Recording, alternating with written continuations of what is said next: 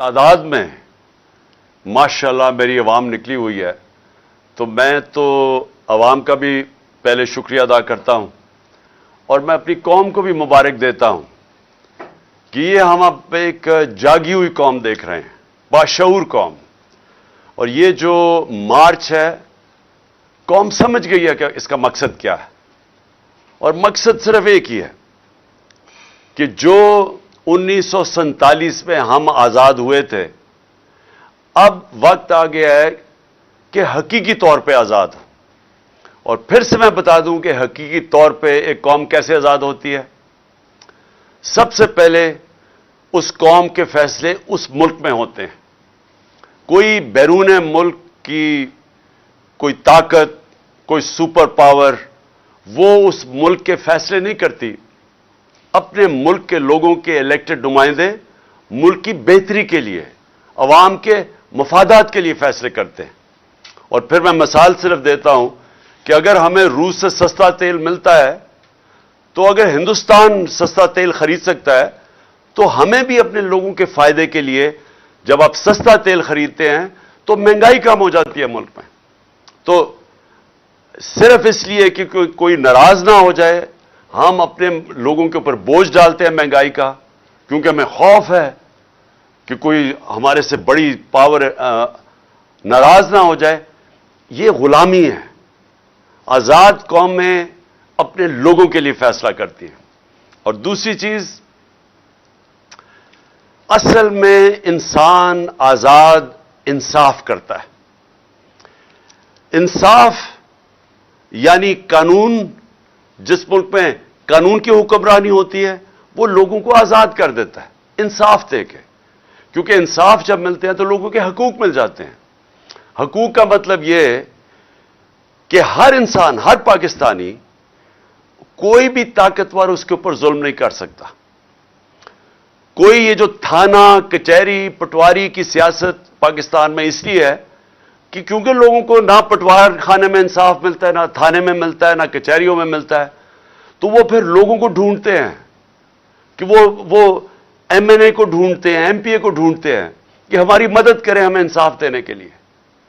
کسی بھی مغربی جمہوریت کے اندر جدھر حقیقی آزادی ہے، وہاں کسی کسان کو، عوام کے نمائندے کو، مزدور کو، اس کو کوئی لوگوں کو ڈھونڈنا نہیں پڑتا کہ جا کے مجھے جب تک مجھے ایم این اے ملے گا، مجھے ایم پی نہیں ملے گا، مجھے انصاف نہیں ملے گا. کیونکہ وہاں کا جو نظام ہے وہ انصاف دیتا ہے. اور اسی لیے میں آپ سب کو کئی دنوں سے بتا رہا ہوں کہ کیوں پاکستانی اتنی مشکلیں کاٹ کے جاتے ہیں ملک سے باہر. چکوال میں تو نہیں، لیکن گجر خان کے کئی لوگ ہیں جو میں باہر ملا ہوں، یورپ میں ہیں، برطانیہ میں ہیں. وہ کیوں جاتے ہیں باہر؟ اور مشکلوں سے جاتے ہیں. کیونکہ ادھر ان کے جو ملک کا نظام ہے وہ، کیونکہ وہاں انصاف ہے اور وہاں انسانوں کی حقوق کی تحفظ ہے، تو جو لوگ محنت کرتے ہیں انہیں پتہ ہے کہ ان کو محنت کا پھل ملے گا. یہ نہیں کہ وہاں کوئی پیسے لوگوں کو بانٹ رہا ہے. وہاں کا نظام ایسا ہے کہ جو محنت کرے گا اس کو اس کا پھل ملے گا. اور جو تیسری چیز کہ جو تجارت کرنے جاتے ہیں، مثلا کوئی سرمایہ کاری کرنے جاتا ہے، کوئی بزنس کرنے جاتا ہے، ادھر ان کو یہ اعتماد ہے کہ ان کی جو بزنس ہے وہ اس کو چلانے کے لیے کوئی رکاوٹیں نہیں آئیں گی، رشوتیں نہیں مانگی جائیں گی، سرکاری محکمے ان کی زندگی مشکل نہیں کریں گے جب تک وہ پیسے نہیں دیتے. اور اسی لیے وہاں سرمایہ کاری زیادہ ہے، وہاں خوشحالی زیادہ ہے، وہاں روزگار زیادہ ہے، کیونکہ وہاں لوگوں کی حقوق کی حفاظت ہے. تو انصاف ہوتا ہے تو خوشحالی ہوتی ہے. یہ آپ سب سمجھ جائیں کہ یہ جو ہماری حقیقی آزادی کی تحریک ہے، اس کا سب سے بڑا مقصد یہ لوگوں کو آزاد کرنا، انصاف دے کے، اور انصاف دے کے خوشحال کرنا، روزگار دینا. یعنی وہ ملک جدھر سرمایہ کاری شروع ہو، جدھر کارخانے لگیں، جدھر کسانوں کی مدد ہو. اور میں کسانوں کے اوپر پھر سے آخر میں بات کروں گا. لیکن جب تک ایک ملک کے اندر قانون کی حکمرانی نہیں ہوتی، جب تک ایک ملک میں طاقتور اور قانون کے کمزور کے لیے ایک قانون نہیں بنتا، تب تک لوگ آزاد نہیں ہوں گے. اور میں بار بار یہ کہتا ہوں کہ اگر ملک کا ایکس پرائم منسٹر 50 سال سے وہ آدمی جس کو یہ قوم سب سے زیادہ جانتی ہے، کسی آدمی کو اس ملک میں 50 سال سے پاکستانی قوم نہیں جانتی میرے علاوہ، کرکٹ کے زمانے سے لوگ مجھے جانتے، اور میں سب سے بڑی پارٹی کا سربراہ ہوں۔ اگر میں اپنی ایف آئی آر نہیں کٹوا سکتا، اور ایف آئی آر اس لیے نہیں کٹوا سکتا کیونکہ وہ طاقتور لوگوں کے خلاف ہے، اور میری اپنی حکومت ہے پنجاب میں، پولیس پنجاب کی پنجاب حکومت کے نیچے ہے، اس کے باوجود وہ ایف آئی آر نہیں کاٹ رہے، تو میں یہ اس لیے آپ سب کو کہہ رہا ہوں کہ اگر میرے سے یہ ہو سکتا ہے تو عام آدمی سے کیا ہوتا ہوگا؟ کیوں یہاں تھانہ اتنی بڑی چیز بن چکا ہے پاکستان میں؟ کیوں پالیٹکس کے اندر جب بھی ایم پی اے یا ایم این اے آتا ہے تو سب سے پہلے اپنا تھانے دار رکھوانے کی کوشش کرتا ہے؟ کیوں پہلے اپنے پولیس والے رکھوانے کی کوشش کرتے ہیں؟ کیوں باہر کے ملک میں ایسے نہیں ہوتا؟ کیوں یورپ اور برطانیہ میں ایسے نہیں ہے؟ کیونکہ وہاں ان کے نظام کے اندر انسان کوئی حقوق کی حفاظت ہے، جو قانون اور آئین اس کو حقوق دیتا ہے وہ انصاف کا نظام پروٹیکٹ کرتا ہے، اس کی تحفظ کرتا ہے۔ تو ہمارے لوگ اس لیے غلام بنے ہوئے ہیں، یہ نظام غلام بنا دیتا ہے لوگوں کو، اور اسی لیے لوگ مر کے جاتے ہیں یورپ، اور آپ کے رشتہ دار کتنے ہوں گے جو کہ محنت کرنے اور محنت کش لوگ آج باہر کے ملکوں میں کام کر رہے ہیں، اور وہ آپ کو پیسے بھیجتے ہیں، وہ پھر سے وہ یہ نہیں کہ لوگ پیسے وہ تقسیم کر رہے ہیں، وہ اس لیے کہ ان کا نظام اجازت دیتا ہے لوگوں کو پیسہ بنانے کے لیے، بزنس کرنے کے لیے، اپنی وہ کام دکانیں کریں گے، انہیں پتہ ہے دکانیں لگائیں گے، کارخانے لگائیں گے کہ ان کو تنگ نہیں کیا جائے گا محکموں سے، اس لیے وہ خوشحال ہیں۔ سو یہ میں جو دوسری میری آپ کی بات ہے کہ یہاں سرمایہ کاری بھی تب آئے گی، ملک اٹھے گا بھی تب جب ہم اس ملک کے اندر قانون کی حکمرانی ہوگی۔ سب سے بڑا ہمارا اثاثہ ہے بیرون ملک پاکستانی، اور یہ جو آپ گجر خان میں خاص طور پہ گجرات، یہ سارا جو بیلٹ ہے، اس سے بہت زیادہ لوگ وہاں باہر بیٹھے ہوئے ہیں۔ تو وہ جو لوگ ہیں جو وہ پیسے بنا لیتے ہیں، جو اپنے کاروبار شروع کر دیتے ہیں، ان کا دل ہے پاکستان میں آنے کا، لیکن وہ کیوں نہیں آتے؟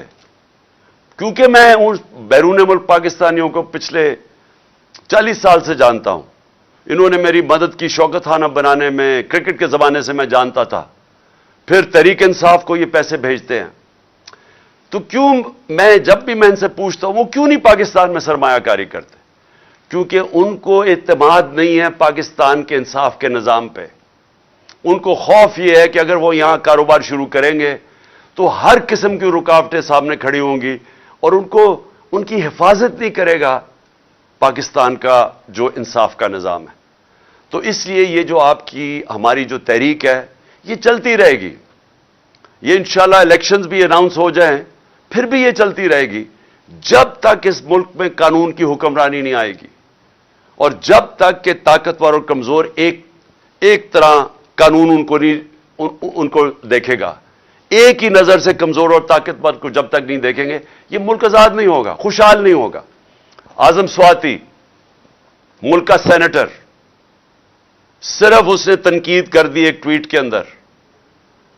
بابر ستار جو اسلام آباد ہائی کورٹ کا جج ہے، اس نے کہا ہے کہ ایک تنقید کے اوپر آپ ایک ٹویٹ کے اوپر کسی کو آپ غدار نہیں بنا سکتے، لیکن جو اس سے ہوا، بچوں کے، میں پھر سے کہتا ہوں کہ تصور کریں، آپ سب تصور کریں کہ آپ کے پوتا اور پوتی ہیں، چلے آپ پوتا پوتی نہیں، آپ کے بچے ہیں 5، 8، 9 سال کے بچے، آپ تصور کریں کہ اس کے سامنے رات کے 3 بجے لوگ گھستے ہیں آپ کے گھر میں، کوئی وارنٹ نہیں ہوتی، اور بچوں کے سامنے آپ کو مارنا شروع کر دیتے ہیں، اور پھر آپ کو لے کے جاتے ہیں اور حوالے کرتے ہیں ایک اور ایجنسی کے، جو نام لیا ہوا ہے اعظم سواتی نے کہ وہ کون ہے، فہیم اور فیصل، ان کی ایجنسی کے ان کو حوالے کر دیتے ہیں، اور وہ پھر ننگا کر کے اس پہ تشدد کرتے ہیں۔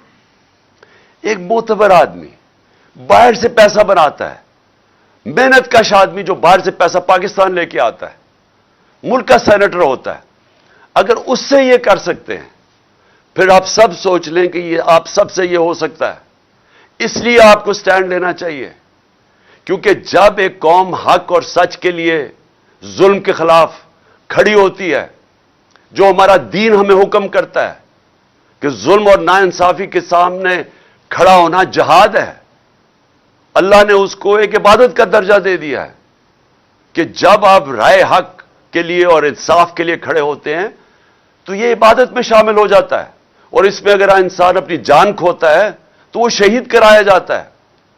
جس طرح ارشد شریف شہید، اس نے رائے حق پہ کھڑے ہو کے دھمکیوں کے باوجود وہ کھڑا رہا، اس کے اوپر ملک سے بھی باہر جانا پڑا لیکن وہ ہٹا نہیں ہے حق اور سچ سے، اپنی جان دینی پڑ گئی، جان کی قربانی دی اس نے، لیکن وہ ہٹا نہیں۔ تو ہم سب، ہماری قوم کے اوپر اب یہ لازم ہے کہ ہم اب ڈیمانڈ کریں کہ ان لوگوں کو انصاف ملے۔ ایک پاکستان کا نمبر 1 انویسٹیگیٹو صحافی جس کی ضمیر کی کوئی قیمت نہیں تھی، اس سے یہ ہوا ہے، ملک کے سینیٹر سے ہوا ہے، پاکستان کے ایکس پرائم منسٹر سے یہ ہوا ہے۔ ہمیں اگر انصاف نہیں ملے گا تو باقی کس کو ملے گا اس ملک میں انصاف؟ تو لہٰذا یہ مارچ جو ہے، یہ ایک ہم اس کو عبادت سمجھ کے کریں، یہ جہاد ہے، میں اس کو جہاد سمجھتا ہوں۔ مجھے یہ جس طرح انشاءاللہ میں ٹھیک ہوں گا، اور کل میں بتاؤں گا کہ انشاءاللہ میں پنڈی کب آؤں گا اور کس دن، میں چاہتا ہوں سارے پاکستان سے لوگ پنڈی آئیں اور اس میں شرکت کریں، ہماری حقیقی آزادی کی مارچ میں۔ ساری قوم کو پتہ چلے کہ یہ پاکستانی قوم جاگی ہوئی ہے، یہ ظلم اب یہ نہیں برداشت کرے گی کہ جو طاقتور ہو وہ جو مرضی کر دے، وہ چوری کرے، ڈاکے مارے، پیسہ ملک سے باہر لے جائے، لندن کے بڑے بڑے محلوں میں وہ رہے، اس چوری کے پیسے میں جواب بھی نہ دے کہ پیسہ کدھر سے آیا ہے، ٹبر سارا باہر بیٹھ جائے اور وہاں بیٹھ کے پاکستان کے فیصلے کرے اور اپنے کیسز بھی معاف کروا لے۔ بیچارے جیلوں کے اندر چھوٹے بیچارے لوگ بھرے ہوئے ہیں، غریب لوگ بھرے ہوئے ہیں جیلوں میں، اور میں نے جو چند دن جیلوں میں گزارے، غریب لوگ تھے سارے وہاں، مجھے کوئی طاقتور ڈاکو وہ جیل میں نہیں نظر آیا، سب غریب لوگ تھے، اور وہ لوگ چوری کریں تو جیل میں۔ ایک جو میرا کمرہ صاف کرتا تھا، ایک قیدی، تو میں اسے پوچھا، میں نے کہا تم نے کیا جرم کیا ہے؟ اس کا جو جرم تھا، زیادہ سے زیادہ اس کو 6 مہینے جیل میں گزارنے چاہیے تھے، کیونکہ وہ غریب آدمی ہے، وہ 6 سال جیل میں تھا، کیونکہ پوچھنے والا کوئی نہیں عام آدمی کو۔ کئی دفعہ ایسا ہوا ہے کہ لوگ مر چکے ہیں، جیلوں میں مر چکے، اور بعد میں پتہ چلا بے قصور ہیں، اور قصور ان کی غربت یا کمزوری ہے۔ تو ایک طرف وہ ہے اور ایک طرف اربوں روپے کا ڈاکہ مارو اور باقی ڈیل کرو، اور ڈیل کر کے این آر او لے لو، پہلے جنرل مشرف سے لے لو، اب اس دور میں لے لو، اور بیٹھ کے جناب پھر پاکستان کے فیصلے کرنے شروع کر دو۔ مجرم اس ملک کے فیصلے کر رہے ہیں۔ یہ جو نواز شریف بیٹھا ہوا ہے وہاں، سارے ملک کو داؤ پہ لگایا ہوا ہے، سارے ملک کو پتہ ہے کہ آج الیکشن کے علاوہ کوئی راستہ نہیں ہے پاکستان کا اس دلدل سے نکلنے کے لیے۔ اگر ہم اپنے معیشت کو مزید تباہی سے بچانا ہے، سب کو پتہ ہے کہ صرف ایک ہی راستہ ہے کہ ایک صاف اور شفاف الیکشن ہو، ایک مضبوط حکومت آئے جو آئے 5 سال کے لیے، اور اس کے بعد ہماری جو معیشت ہے وہ پھر اٹھے گی، کیونکہ لوگوں کو اس وقت اعتماد ہوگا کہ ہم آج پیسہ لگائیں گے تو ہمارا پیسہ 5 سال تک کم از کم ایک حکومت ہے۔ آج نواز شریف الیکشن کروا نہیں رہا، ایک وجہ سے، ملک کی نہیں وہ اس کو فکر، اس کا تو پیسہ ہی باہر پڑا ہے، وہ تو ہمیشہ جب مشکل آتی ہے باہر بھاگ جاتا ہے، لیکن اس لیے نہیں فیصلہ کر رہا کہ اگر وہ الیکشن کروائے گا وہ پٹ جائے گا، اگر وہ الیکشن کروائے گا وہ ہار جائے گا، اس لیے نہیں کروا رہا۔ اپنی ذات کے لیے اس ملک کو یہ داؤ پہ لگا رہا ہے، اور اس کو پھر سے میں کہتا ہوں کہ جو آدمی کا جینا مرنا پاکستان میں نہیں ہے، جس کا سارا بچے باہر برطانیہ پاسپورٹ لے کے بیٹھے ہوئے ہیں، وہ بیٹا 10 ارب کے گھر میں رہتا ہے، 4 محلوں کے اندر جو مریم کے نام پہ ہیں، وہ بتا نہیں سکتے پیسہ کدھر سے آیا، تو وہ لوگ، اب مجھے بتائیں وہ آدمی پاکستان کا فیصلہ کر سکتا ہے؟ کیا اس کو یہ رائٹ ہونا چاہیے کہ الیکشن کب کروائے جائیں؟ کیا اس کو یہ حق ملنا چاہیے کہ آرمی چیف کو کس کو بننا چاہیے؟ یہ وہ نواز شریف تھا جس نے اپنی کتاب میں جنرل آصف نواز کے بھائی نے لکھا ہے کہ 92 کے اندر جب یہ پرائم منسٹر تھا، مری کے گورنر ہاؤس کے اندر اس نے BMW کی رشوت دینے کی کوشش کی جنرل آصف نواز کو، جو اس نے مسترد کر دی۔ یہ کیوں اس نے کیا؟ باقیوں لوگوں کو کیوں نہیں ضرورت کہ ہم اپنے آرمی چیف رکھوائیں یا ہم ان کو رشوت دینے کی کوشش کریں آرمی چیف کو؟ کیونکہ ہم نے اپنی کوئی چوری نہیں بچانی۔ مجھے کوئی خطرہ نہیں ہے کہ میں نے کوئی غیر قانونی چیزیں کی ہوئی ہیں، مجھے کوئی خطرہ نہیں ہے میری کرپشن کیسز کے اوپر۔ اس کو خطرہ ہے، اربوں روپے کی چوری اس نے کی ہوئی ہے، 30 سال سے یہ کر رہا ہے، اربوں ڈالر اس کے باہر پڑے ہوئے ہیں۔ اس کو پتا ہے کہ یہ ڈرا یہ ہوا ہے کہ اگر عمران خان آ گیا تو شاید پھر میرا احتساب شروع ہو جائے گا، اس لیے وہ آرمی چیف، میں یہ نہیں کہتا کہ آرمی چیف جو بھی بنائے گا وہ یہ کرے گا یا نہیں، کیونکہ عموماً یہ آرمی چیف بناتا ہے، اسی سے لڑائی ہو جاتی ہے پھر اس کی، کیونکہ وہ آرمی چیف تو ایک پروفیشنل آرمی کا سربراہ ہے۔ یہ جو اسے چاہتا ہے پنجاب پولیس کا آئی جی کی طرح بنانا، وہ بن نہیں سکتا۔ تو یہ اس نے آرمی چیف سے، میں آج آپ کو کہہ رہا ہوں، یہ کہے گا کہ پہلے تو عمران خان کو کسی نہ کسی طرح فارغ کرو، کسی طرح بھی، تاکہ وہ الیکشن نہ لڑے، کیونکہ اس نے کبھی بھی، اس کو پتہ ہی نہیں ہے کہ نیوٹرل امپائر کے ساتھ میچ کیسے کھیلتے ہیں۔ یہ جمخانہ کے اندر بھی میں بار بار کہہ چکا ہوں، اپنے امپائر کھڑے کر کے میچ کھیلتا تھا۔ تو اس نے کہنا پہلے تو اس کو ہٹاؤ کیونکہ یہ مقابلہ نہیں کر سکتا، اس کے بعد اس نے کہنا میرے سارے کرپشن کیس ختم کرو، یہ دوسری اس نے چیز کہنی ہے۔ اور تیسری، اس نے پورے اپنے ہر قسم کا الیکشن کمیشن تو پہلے ہی اس کا ہے، تو اس نے ان سب کو اپنے، جب تک اسے یہ نہیں پتا چلے گا کہ الیکشن جیت نہیں جائے گا، اس نے الیکشن نہیں کروانے۔ اب مشکل کیا ہے کہ پاکستان نیچے جا رہا ہے، ہم بڑی تیزی سے نیچے جا رہے ہیں۔ میں کل بھی آپ کو کہا، میں آج بھی آپ کو کہہ رہا ہوں کہ ہم جب تھے 5% تھی پاکستان کا رسک یا خطرہ کہ ہم اپنے قرضے واپس نہیں کر سکتے۔ یہ مارچ اپریل میں پاکستان کی جو رسک تھی وہ 5% تھی، کہ صرف 5% چانس تھی کہ پاکستان قرضے واپس نہیں کر سکتا۔ آج 80% ہے، آج 80% چانس ہے۔ اور یہ کون فیصلہ کر رہے ہیں؟ باہر کی دنیا فیصلہ کر رہی ہے، یہ باہر کے فائنانس مارکیٹس فیصلہ کر رہی ہیں، یہ ہم نہیں کر رہے۔ باہر جو فائنانس کی دنیا بیٹھی ہوئی ہے وہ اب یہ کہتی ہے کہ 80% چانس ہے پاکستان قرضے واپس نہیں کر سکتا۔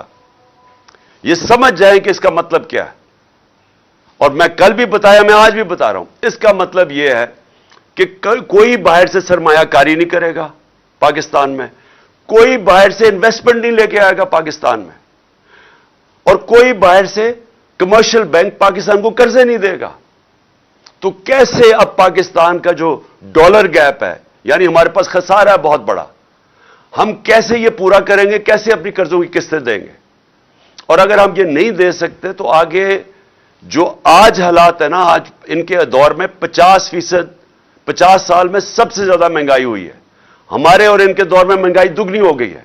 لیکن جو تب اگر آپ پاکستان خدا نخواستہ اپنے قرضے واپس نہ کر سکا، تو وہ یہ آپ سوچ ہی نہیں سکتے کہ یہ کدھر جائے گا، روپیہ کتنا گرے گا، مہنگائی کتنی ہوگی، بے روزگاری کیا ہوگی، پاکستان کے حالات کیا ہوں گے، کیا وہ کوئی کنٹرول بھی کر سکے گا؟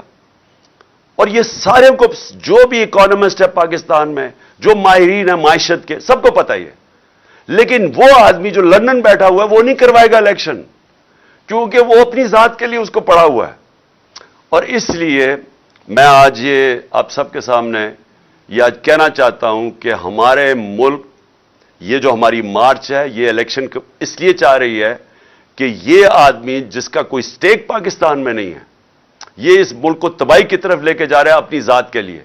اور اسی لیے بہت ضروری ہے کہ جب میں انشاءاللہ کل کے دن، میں آپ کو دن بتاؤں گا کس دن آپ نے پنڈی پہنچنا ہے، میں سمجھتا ہوں سارے پاکستانیوں کو اس طرف آنا چاہیے۔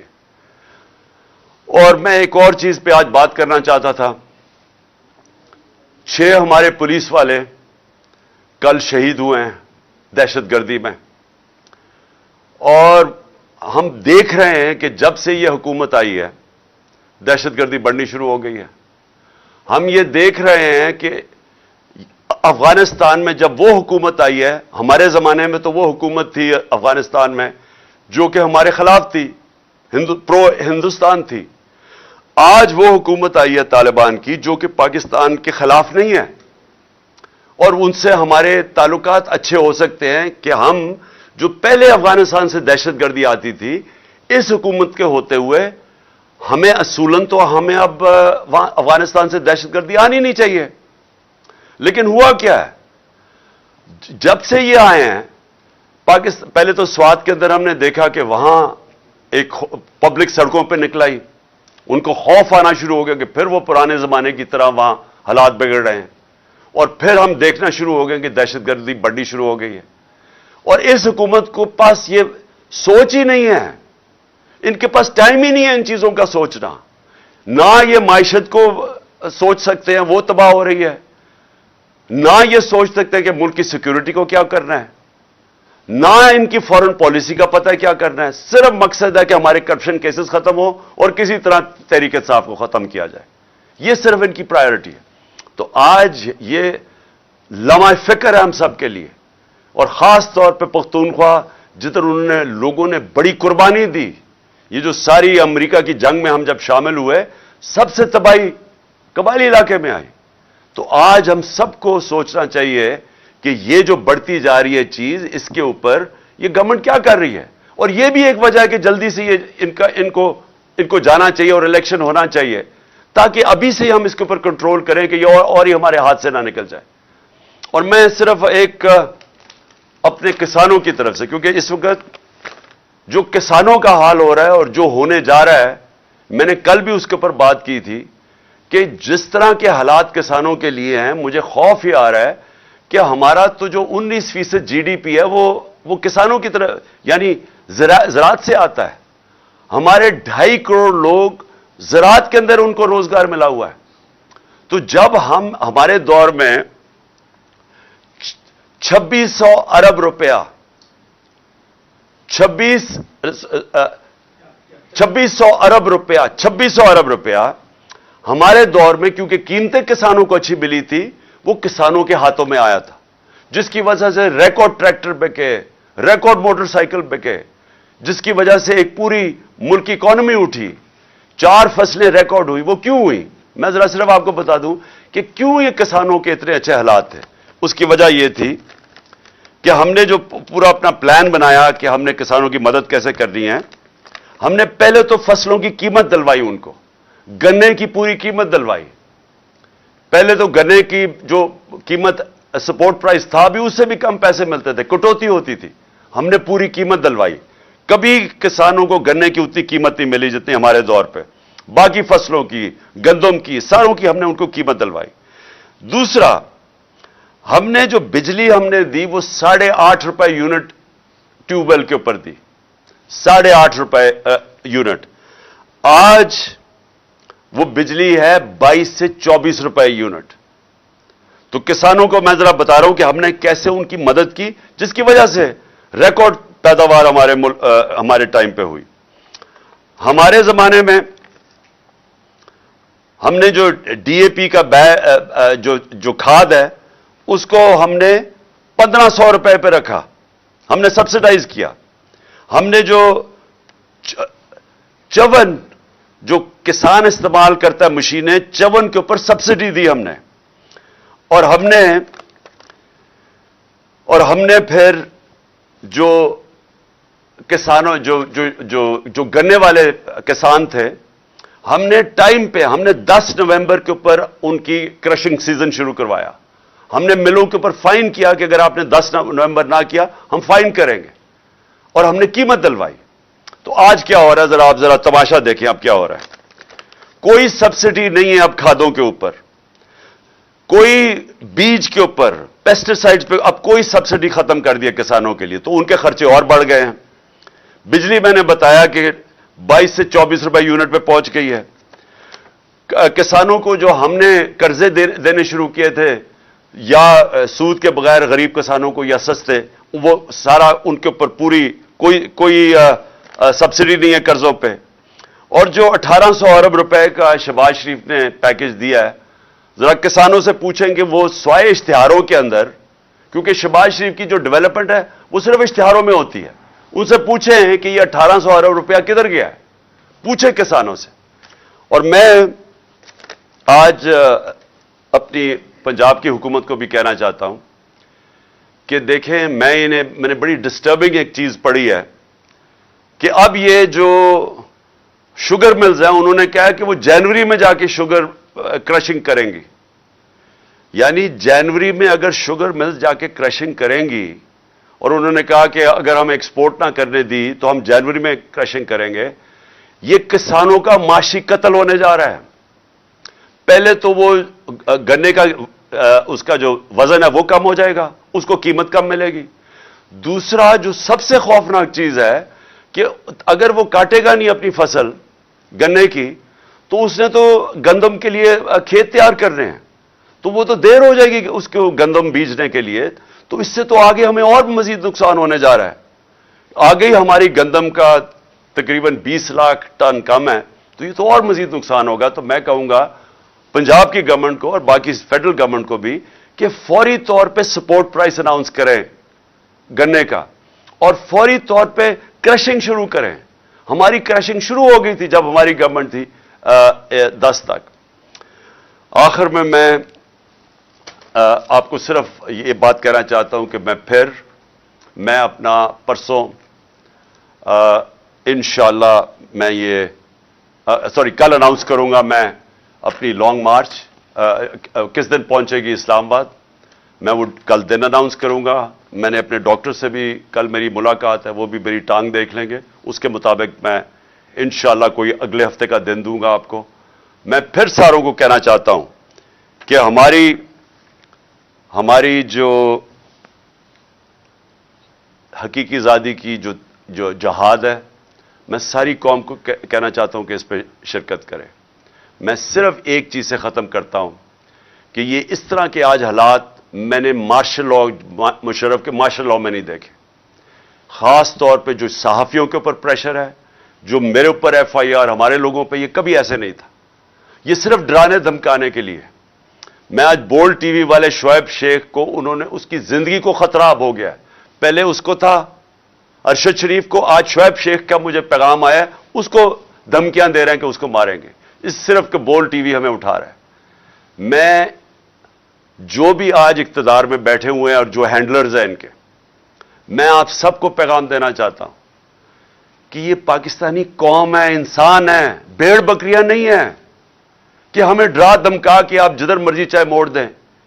یہ قوم پیچھے نہیں ہٹے گی۔ آپ فیصلہ صرف یہ کرنا ہے کہ تبدیلی پرامن آئے گی یا پھر وہ جو تباہی والی تبدیلی ہوتی ہے جو سب کے ہاتھ سے نکل جاتی ہے، یہ وہ آئے گی، لیکن تبدیلی کو اب کوئی نہیں روک سکتا۔ پاکستان زندہ باد۔